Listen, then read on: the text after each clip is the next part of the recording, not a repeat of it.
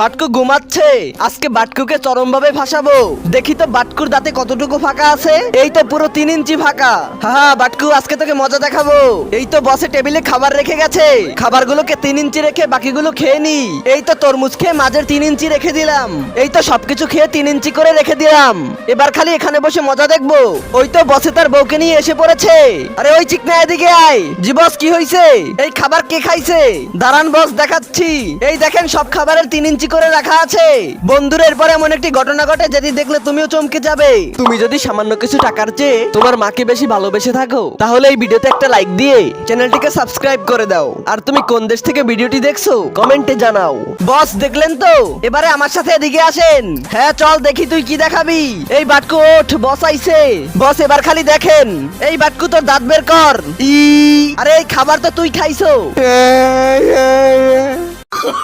Oh, no, no.